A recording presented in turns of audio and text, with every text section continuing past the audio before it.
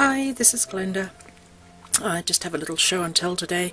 We've got our market on Saturday and I've done a couple of odds and ends for it. I've done these little jars. I've just done a couple to see how they go, and the butterfly sort of suspends, which I'm not going to be able to show you very well because of the angle, but I've made 4 of those with just a bit of lichen in the bottom and a dangling butterfly. Fairy'd be better, but I only had one, so the tall jars worked a lot better than the fat ones.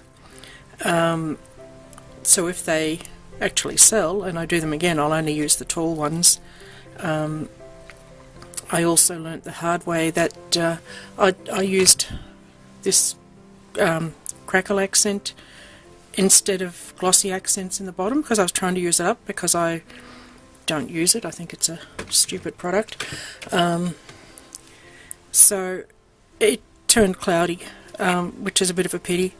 But anyway, it's just an experiment, and you know, in all likelihood they won't go.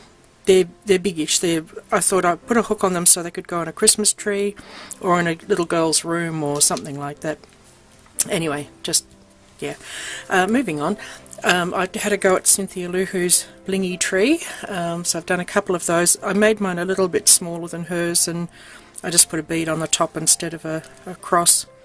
And I haven't bothered to pad the inside. I've just left it because it's only if it's only going to hang on the tree.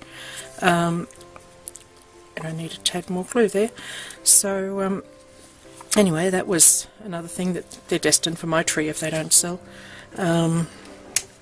And then the other thing I've done is make the little M&M treats.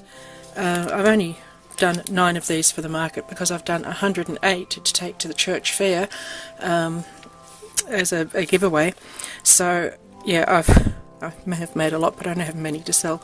But I'm not sure if I've ever heard this before, or if I just forgotten, but it's all over internet. If you do a little search for M&M Christmas story, you'll get all sorts of printables for it, and I will put a link to a printable for mine. I'll probably do it as a doc and a PDF, and put it in a zip file, and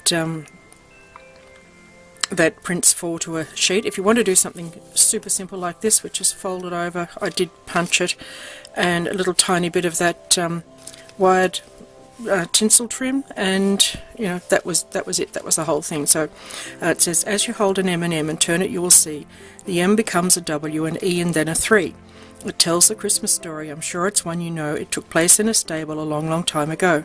The E is for the east, where the stars shone oh so bright. The M is for the manger, where baby Jesus slept that night. The 3 is for the gifts brought by wise men when they came.